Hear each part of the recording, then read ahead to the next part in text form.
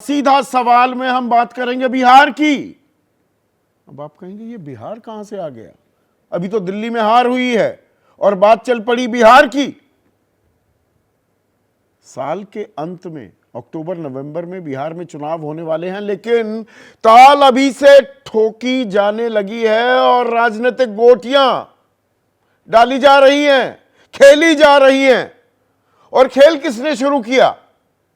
महाराष्ट्र के युवा नेता आदित्य ठाकरे ने।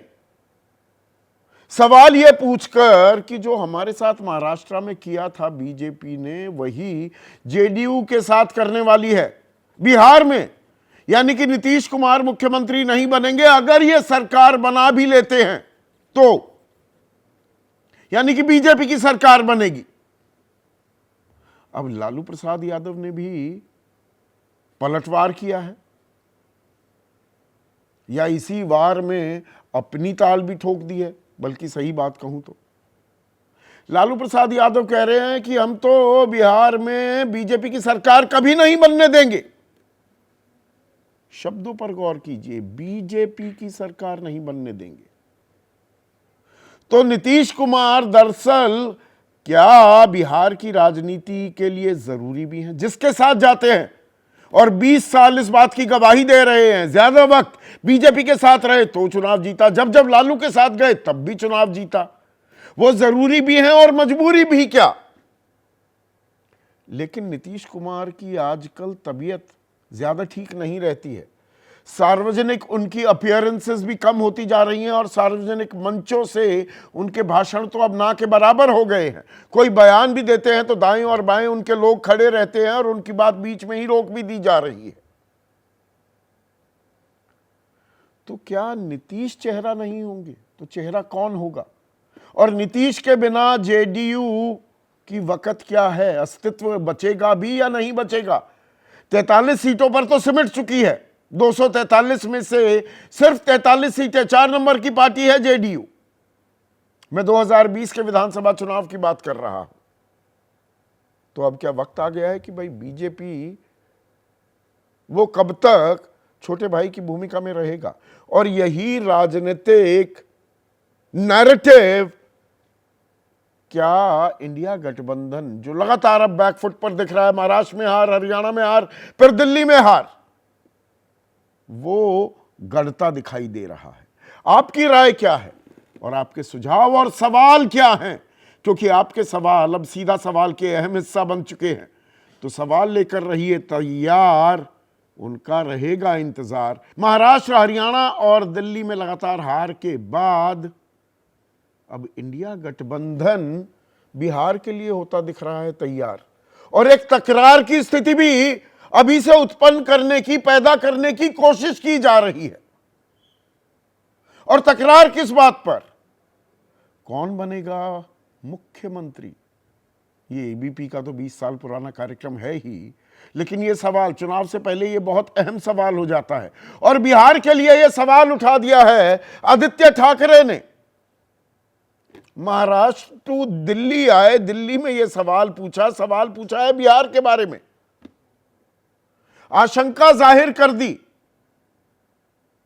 उद्धव ठाकरे ने कि जो हमारे साथ हुआ महाराष्ट्र में, यानी कि वो 2019 की बात करने लगे, विधानसभा चुनाव हुए और एनडीए की सरकार बनी थी, लेकिन उद्धव ठाकरे ने दामन छोड़ दिया, साथ छोड़ दिया बीजेपी का कि भाई ये मुख्यमंत्री हमें नहीं बनाने दे रहे। बीजेपी ने कहा ऐसा कोई बात ही नहीं हुई थी, ऐसी कोई बात नहीं थी, ऐसा कोई समझौता नहीं था। तो आदित्य ठाकरे कह रहे हैं जो हमारे साथ किया अब वो नीतीश कुमार के साथ भी करेंगे, आगे तो ये चंद्रबाबू नायडू के साथ भी करेंगे। जो प्रधानमंत्री मोदी आरोप लगाते हैं कांग्रेस पर कि परजीवी पार्टी है, पैरासाइट है, पॉलिटिकल पैरासाइट, अपने सहयोगियों को कमजोर करती है, वही आरोप पलटकर आदित्य ठाकरे ने बीजेपी पर लगा दिया है। सुनिए। ये जो प्रिटेंशियस डेमोक्रेसी है उसे दूर करने के लिए हर एक पक्ष को साथ में आना होगा। जो हमारे साथ हुआ है या फिर जो आज केजरीवाल साहब के साथ हुआ या कांग्रेस के साथ हुआ, कल होते होते बिहार में नीतीश जी के साथ भी होगा उनकी भी सीट चली जाएगी और भाजपा सत्ता प्राप्त कर लेगी। तो क्या ये कंफ्यूजन फैला रहे हैं या इसमें कुछ हकीकत भी हो सकती है? और हकीकत है तो परेशान क्यों हो रहे हैं आदित्य ठाकरे? वो तो एनडीए गठबंधन की बात है, वो अपना काम खुद संभालेंगे।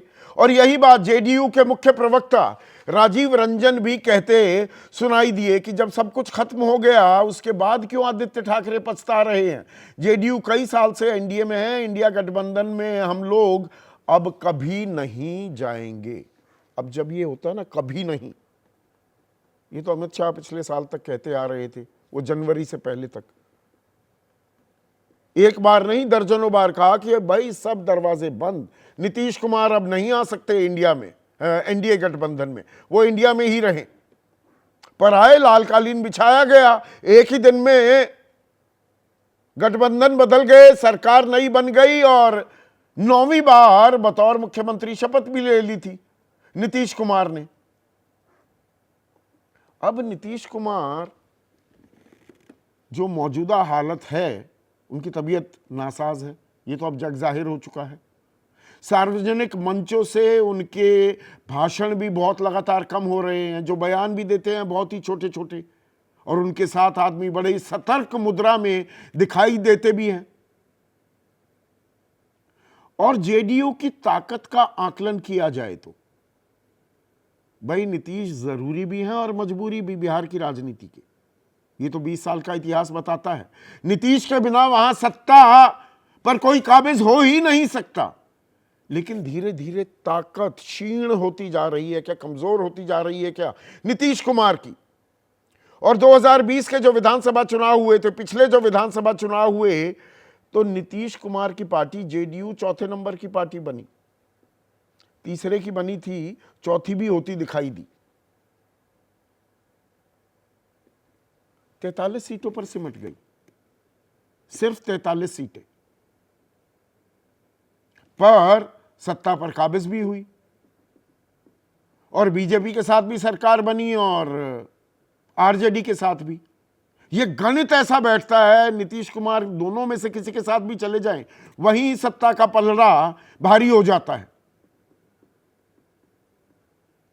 पर 43 सीटों पर सिमटी जेडीयू को क्या बीजेपी 115 सीट इस बार भी लड़ने देगी? पिछली बार बीजेपी 110 सीटों पर लड़ी थी, 74 सीटें जीती, 67% का स्ट्राइक रेट था।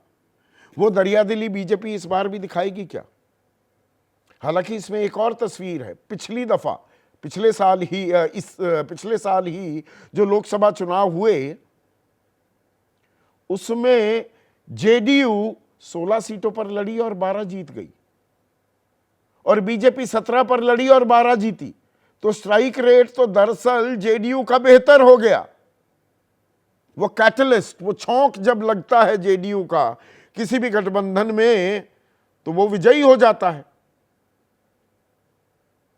पर मुख्यमंत्री किसका होगा? अब दिसंबर में, अभी 2 महीने पहले की बात है, अमित शाह ने बयान दिया, यह तय करने का अधिकार बीजेपी की पार्लियामेंट्री कमेटी और नीतीश कुमार की पार्टी का है, हम सभी दल मिलकर यह तय करेंगे चेहरा कौन होगा। सवाल यह था, तो तय करेंगे तो क्या पहले से ही थोड़ी पोजीशनिंग हो रही है? और नीतीश कुमार अगर एनडीए जीत भी जाता है, आगे मुख्यमंत्री पद पर काबिज रह पाएंगे? उनकी सेहत भी वो इजाजत देगी या नहीं, ये भी अपने आप में सवाल है। अभी तो उनके बेटे को चुनावी मैदान में उतारने के कयास लग रहे हैं और लगातार पोस्टर भी आ रहे हैं। और ऐसे में लालू प्रसाद यादव ने कहा कि हम बीजेपी की तो नहीं बनने देंगे। मतलब अब ये भी एक लोडेड पॉलिटिकल स्टेटमेंट है। लालू प्रसाद यादव कई बार इशारा कर चुके हैं कि नीतीश के लिए हमारे दरवाजे अभी भी खुले हैं, कि पार्टी दो फाड़ हो, उससे बेहतर है हमारे साथ आ जाओ। वो दरवाजे फिर से खोलने की कोशिश भी की जा रही है क्या? जरा लालू प्रसाद यादव का बयान सुनिए। सवाल पूछे गए और जवाब किस अंदाज में दिया लालू प्रसाद यादव ने। बिहार में भी असर पड़ेगा इसका? कोई असर नहीं पड़ेगा, भाजपा जाएगा। बोल रही है कि सरकार बनाएंगे एकदम पूर्ण बहुमत के साथ। कैसे बना लेगा सरकार? हम लोग को रहते हुए सरकार बना लेगा भाजपा। भाजपा को लोग जान गया। तो लालू प्रसाद यादव कह रहे हैं कि बीजेपी की सरकार हम नहीं बनने देंगे। उन्होंने ये नहीं कहा कि एनडीए की सरकार हम नहीं बनने देंगे। अब लालू प्रसाद यादव बहुत ही मंझे हुए खिलाड़ी हैं और यही असमंजस क्या थोड़ा क्रिएट किया जा रहा है, क्योंकि इंडिया गठबंधन में भाई कौन चेहरा है, कौन अगुवाई करेगा, सचिवालय कहाँ है, समन्वय समिति, ये तमाम सवाल पूछे जाते हैं। लेकिन एनडीए को लेकर भी क्या बीजेपी जो कहे वही सही कि मुद्रा इसलिए कि बीजेपी ताकतवर है, लेकिन 2024 में जो सरकार बनी है वो एनडीए 3.0 है। इसमें बैसाखी जेडीयू की और चंद्रबाबू नायडू की अहम हो जाती हैं। ये दोनों बैसाखी हट जाएं तो एनडीए का आंकड़ा 272 के नीचे भी आ जाता है। तो क्या ये सोच समझकर नीतीश ही नहीं चंद्रबाबू नायडू के बारे में भी बयान दिया जा रहा है क्या? और हिंदी पट्टी में अगर आप देखेंगे तो इकलौता राज्य है बिहार जहां पर बीजेपी का मुख्यमंत्री आज तक नहीं बना। वो राजस्थान हो, मध्य प्रदेश हो, उत्तर प्रदेश हो, हरियाणा हो, उत्तराखंड हो, सब जगह बीजेपी के मुख्यमंत्री बन चुके हैं। बिहार में बीजेपी का मुख्यमंत्री नहीं बना है। ऐसे में आज का सीधा सवाल, बिहार की लड़ाई सीएम चेहरे पर आई और सच या भ्रम, एनडीए के दावे में कितना दम? अपना घर संभल नहीं रहा, दूसरे के घर पे सवाल उठा रहे हैं, सच बयां कर रहे हैं या भ्रम फैला रहे हैं।